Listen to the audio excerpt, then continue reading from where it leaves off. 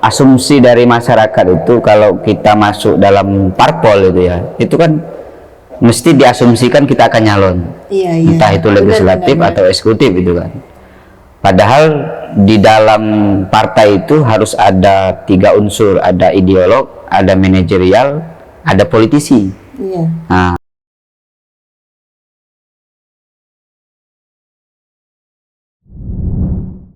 Halo teman-teman, Assalamualaikum warahmatullahi wabarakatuh. Back to our channel di Paradigms ID, pakai S ya bukan A. Nah teman-teman, kali ini kita kedatangan tamu baru nih. Namanya siapa bang? Abu Laka Arkaida, Abu Alka Arkaida. Asli mana? asli Palembang. Ya asli Palembang ya teman-teman. Jadi dulu awal kenal kita itu di UIN ya mas ya? Ya, Iya di UIN. Waktu itu acara biasa lah anak muda gitu kan, organisasi ya, sok-sok sibuk di organisasi gitu kan. Kemarin ikut PMI ya bang ya? Ya di sempat di PMI. PMI. Lama? Ya lumayan lah. Selesai kuliah, selesai PMI kita ya 7 tahun lah ya. Masa? Oh 7 tahun. Loyalitas PMI ya. Terus sekarang sibuk apa bang? Udah lama nih gak ketemu. Ya, kalau keseharian di tenaga ahli fraksi Nasdem ya, fraksi Nasdem Nasdem ya. Kota, DPRD Kota Yogyakarta. Jogja. Selebihnya ya kita meluangkan hobi lah ya, karena memang dari dulu kita berorganisasi. Hobinya berorganisasi ya? Iya. Silaturahmi itu kan enak loh, nambah rezeki loh. Jadi semakin banyak silaturahmi ya rezekinya semakin banyak. Sepertinya semakin banyak gitu ya. Oke, berarti kalau di fraksi apa? Nasdem? Iya. Di fraksi Nasdem. Fraksi Nasdem. Berarti aktif juga di Partai Nasdem tingkat? Ya, kalau di partai kita di tingkat provinsi di DPW ya. Kalau Nasdem kan DPW, kalau PDI kan DPD. DPD. Kalau Gerindra itu DPD. Nah, PKB itu DPW. Nah, jadi agak beda kalau di Nasdem dengan DPW itu provinsi berarti. Teman-teman tahu nggak? Nggak kan? Sama. Baru tahu dari bang ya. Ya. Iya teman-teman, jadi kita nge-recharge ya bagaimana kemudian semangat kita sebagai anak muda untuk kemudian ya bisa tadi kalau yang suka berorganisasi ya haruslah aktif di organisasi, tapi kemudian juga kalau kita lihat sekarang ya bang ya nggak banyak anak organisasi yang mau terus lanjut berorganisasi. Kan berorganisasi itu ibarat naluri nggak sih gitu kan, naluri untuk ya memang pada dasarnya anak itu aktif gitu kan, tapi kadang kan nggak sampai yang melanjutkan. Terus kalau misalnya udah selesai jadi mahasiswanya udah gitu. Kalau Bang Abu kemarin gimana kalau selesai S1 untuk memotivasi diri untuk terus terlibat di organisasi? Ya, kalau saya kan karena memang pengen lanjut S2, jadi apapun kondisinya saya harus tetap bertahan di Jogja. Ya sembari saya merealisasikan lah gitu kan, hobi berorganisasi memang sejak dari SD ya, berorganisasi ya, ke pramuka ya. Sekarang pramukanya Itu nggak dari TK? ya saya nggak TK. Sama. Belum ada TK dulu. Saya udah ada PAUD gitu ya. Jadi ya tetap berorganisasi. Jadi kalau di S1 dulu saya lebih banyak di ekstra, di intra. Terus ketika menjelang S2 saya di organisasi Orda gitu. Organisasi daerah gitu. Sembari ya mulai ya dari perjalanan organisasi itu ketemu tokoh-tokoh, kemudian dalam perjalanan ya masuk aktif di politik gitu kan. Intinya bagi saya banyak hal yang kita temukan dalam berorganisasi gitu kan, karena di situ kita dilatih untuk bangun komunikasi, berkompromi, bagaimana membangun kesepakatan gitu kan. Nah di situ kita dilatih. Nah, maka saya tidak bisa meninggalkan tradisi berorganisasi gitu ya. Terus kalau jenuh itu gimana ngatasinnya? 7 tahun loh. 7 tahun 7 tahun itu di PMI-nya aja. Setelah itu lebih aktif. Ya, ya gimana ya, nggak ada istilah, ya ada titik-titik jenuh itu biasa kita, ya kita ini aja guyon di warung kopi gitu kan, kadang kita apa ya ke alam lah ya. Nah memang setelah saya suka refreshing juga ya, karena setelah saya selesai S1 itu kemudian saya kumpul dengan teman-teman Orda, terus ada apa ya, semacam ada hobi baru naik gunung gitu kan. Jadi memang harus ada beberapa momentum gitu kan, kita harus menyatu dengan alam gitu kan, biar merefleksikan diri.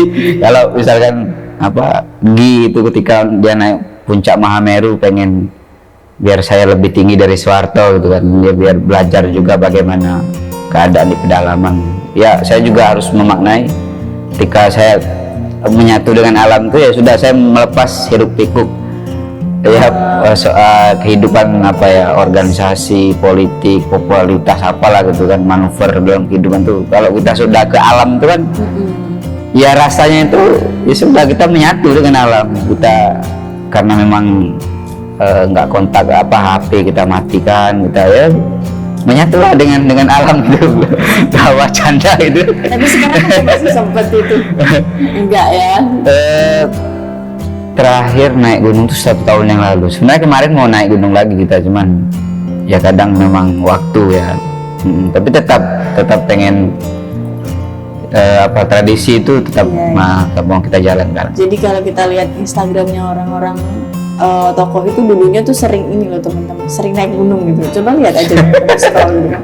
Iya, tapi kebanyakan loh banyak gitu. Iya. Enggak 1-2, tapi sepanjang yang saya temui kayak gitu. Nah, kalau soal abang ini politisi bukan? Disebutnya.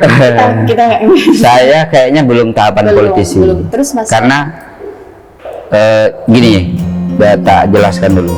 Asumsi dari masyarakat itu kalau kita masuk dalam parpol itu ya, itu kan mesti diasumsikan kita akan nyalon. Iya. Entah itu legislatif atau eksekutif itu kan. Padahal di dalam partai itu harus ada 3 unsur, ada ideolog, ada manajerial, ada politisi. Iya. Nah, ini ideolog tuh ya timpeng lah istilahnya, harus ada yang memang berpikir bagaimana apa namanya, visi lah itu kan, ideologi dari partai yang harus diperjuangkan dengan kemasan entah itu branding atau message yang kita pelajari kemarin. Nah kemudian ada manajerial yang ngatur lah gitu kan, bagaimana sirkulasi apa namanya, kaderisasi dan segala macam gitu kan. Nah politisi yang terakhir, politisi itu memang orang-orang yang siap yang distribusikan entah nanti di legislatif atau eksekutif gitu kan. Nah ada 3 unsur itu yang kadang tidak dipahami oleh masyarakat umum, terutama anak-anak muda gitu kan. Jadi memang di mana-mana kalau masuk politik itu mesti diasumsikan, dan bahkan politisi hampir semua orang masuk politik itu untuk nyalon tuh. Nah kalau saya enggak, karena kalau misalkan kalau saya meminjam bahasanya Budiman Sujatmiko itu manusia politik. Jadi manusia politik itu ketika kita aktif di partai politik tidak harusnya nyalek atau calon kepala daerah gitu kan. Karena manusia politik itu dia punya gagasan besar yang bisa mempengaruhi orang gitu kan. Dia punya skill, baik itu skill menulis atau skill berbicara, dia punya empati, dia punya kekuasaan. Nah kalau beberapa, dan dia aktif di organisasi itu tadi. Nah beberapa unsur ini kalau dimiliki itu manusia politik, dan saya lebih memilih itu. Manusia politik. Iya, manusia politik, artinya saya tetap aktif di partai politik, tapi saya tidak terlalu apa kalau bahasa Jawanya ngebet. Bahasa Indonesianya apa ngebet? Apa? Kameraman. Apa ya? Ngoyo. Iya ngoyo kalau bahasa Jawanya gitu kan. Ambisius, bahasa Indonesia itu. Karena saya tidak ambisius sana, karena bagi saya harus melek politik, karena memang buta yang paling mengerikan itu adalah buta politik gitu kan. Itu kacau kalau orang nggak paham politik gitu kan. Maka saya pilihannya di manusia politik. Tidak tahu apakah 3 unsur tadi saya masuk yang di mana. Kalau mengatakan saya sang ideolog juga enggak gitu kan, tapi saya cinta tentang tema-tema ideologi gitu kan. Manajerial ya, saya pernah memang membantu di sekretariatan, tapi kalau masuk untuk politisi itu kayaknya belum. Tapi kita sebagai generasi muda harus mempersiapkan. Benar. Kalau bahasa saya itu mempersiapkan. Kalau tanya apa cita-citamu, ya bagi saya bukan sebuah cita-cita itu tetap ada mungkin, tapi yang poin paling penting adalah mempersiapkan diri. Artinya ketika besok kita diminta di legislasi, ya kita siap. Atau misalkan besok kita mau jadi diminta ngajar, ya kita sudah siap, kita sudah punya tiket gitu kan. Kalau misalnya kita mau jadi apa, misalkan di LSM atau dia dalam bidang apapun, saya pikir generasi muda itu adalah yang paling cocok bagi saya dalam mempersiapkan diri, sehingga ketika nanti kita diberikan amanah oleh masyarakat itu kan bisa, karena kita nggak pernah tahu tuh hidup ke depan mau jadi apa. Entah di politisi atau kita jadi apa, agamawan, jadi akademisi, kan nggak pernah tahu tuh. Jadi manusia politik ya mungkin bisa dikategorikan sebagai think tank juga nggak sih? Saya nggak tahu, saya nggak tahu ya. Karena saya suka dengan urusan kayak gitulah gitu. Jadi harus ada sense dulu ya, ketertarikan dulu. Ya harus ada ketertarikan yang itu yang membuat kita ya untuk melangkah ke dalam bidang tersebut. Benar-benar. Jadi memang bukan kemudian hari ini mengeneralisasikan kondisi politisi ya, atau orang menyebutnya politisi gitu kan. Bahkan kalau kita lihat di organisasi hari ini pun, padahal dia baru di organisasi gitu kan, kok udah disebut politisi kan, kayak gitu fenomenanya. Nah, iya. Dia baru di organisasi nih, bukan di partai, kok udah disebut politisi gitu. Ya. Di tempat apa juga gitu. Ya, makanya kalau orang sering nyebut kan, kita sering nyebut itu salah kaprah bener orang rumrah gitu orang sebutnya. Jadi salah kaprah bener orang rumrah. Kayak gitu kan kita bisa sebut. Jadi satu hal yang sebenarnya itu tidak tepat, tapi kan orang mengamini bahwa ini kebenaran gitu kan. Apalagi cuma tahapan ketika kita aktif di organisasi, Salting BEM kok sudah dianggap politisi. Gitu. Bagi saya tidak itu kan, karena politisi itu kan bagi saya ini bukan dalam tanda kutip ya, ini kan sudah berbicara politik praktis tuh. Karena kalau sudah politisi itu kan sudah urusan nanti masuk dalam politik, karena di sana ada pertarungan gagasan, pertarungan kepentingan antar partai kan, itu sudah masuk politik praktis. Tapi kalau dia manusia politik, ini kan berbicara ide, berbicara kebenaran, berbicara ideologi gitu kan. Tentu cenderungnya itu tadi dalam instrumen partai mungkin dia masuk kategori ideolog gitu kan.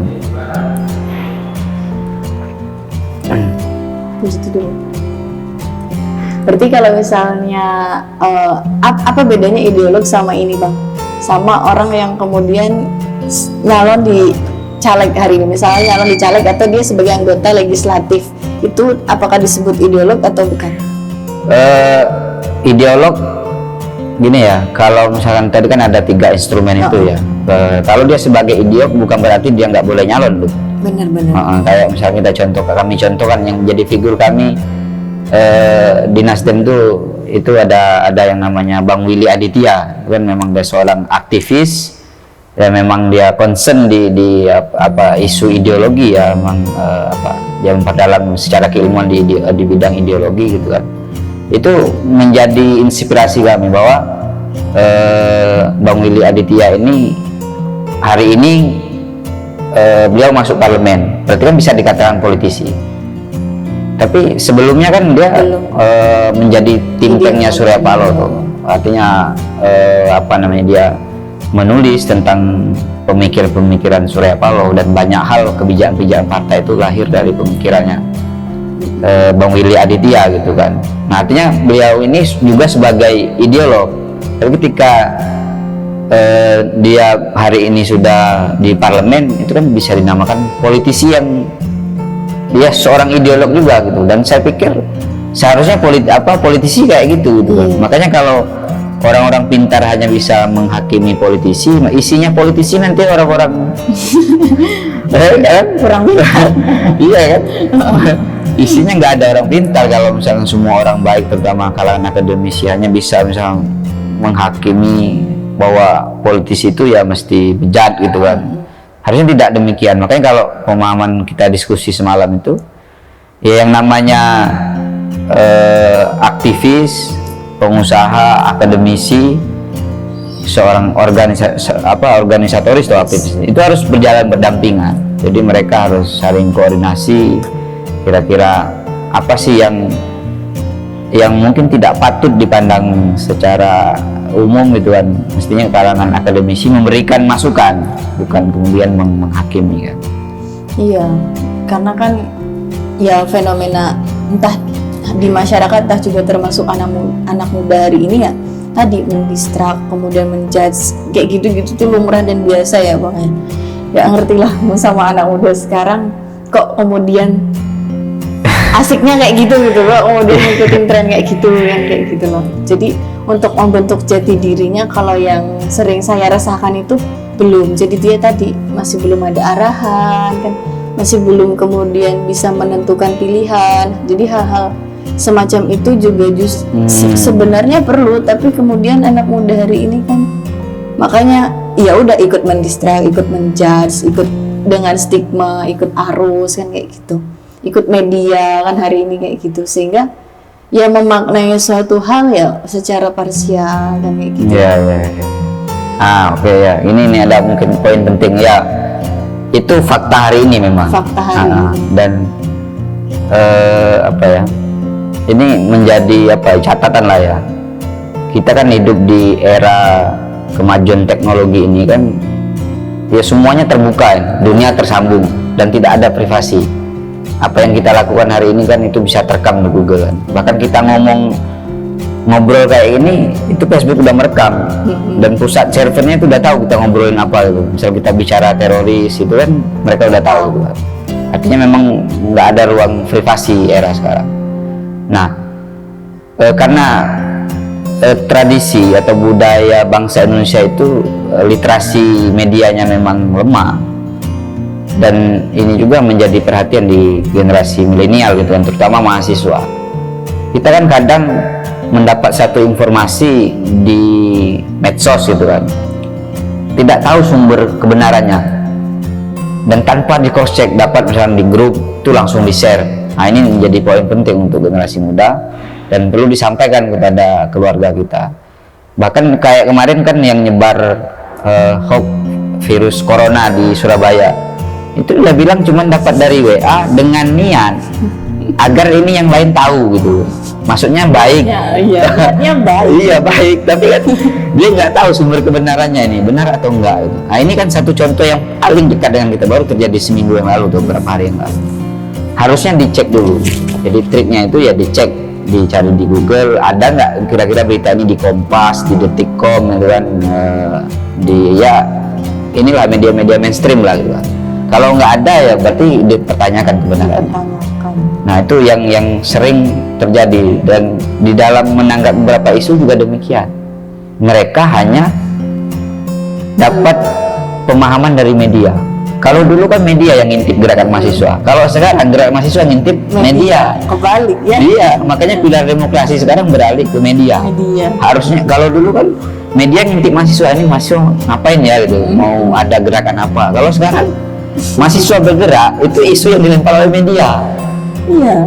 Nah jadi kita ini kadang nggak tahu kebenarannya. Ini siapa yang memainkan isu, aktornya siapa, pendanaannya bagaimana. Ketika kita turun menyampaikan aspirasi ini, kelompok mana yang diuntungkan, itu harus mengerti. Nah yang terjadi, mereka teklap satu malam, besok demo. Langsung demo. Ketika ditanya, mana datanya? Nggak punya. Nah, kebanyakan kemarin misal kita ngundang ketua komisi A gitu kan, Pak Eko itu dari PDI juga, dia bilang demikian. Kebanyakan kita itu datang ke arena aksi cuma pengen selfie, diposting biar mengatakan saya ini aktivis loh. Fenomena sekarang kan gitu, pengakuan lewat medsos itu kan soal eksistensi bukan substansi gitu kan. Nah yang ini yang harus, kalau saya sering menekankan kepada adik-adik, nggak perlu kalian bikin acara yang besar-besar lah, yang penting substansinya apa. Kan yang kadang kita kejar tuh persoalan eksistensi dan popularitas. Kalau acara yang penting posting, nggak tahu nanti ditanya materinya nggak hafal dia. Yang penting posting aja dulu.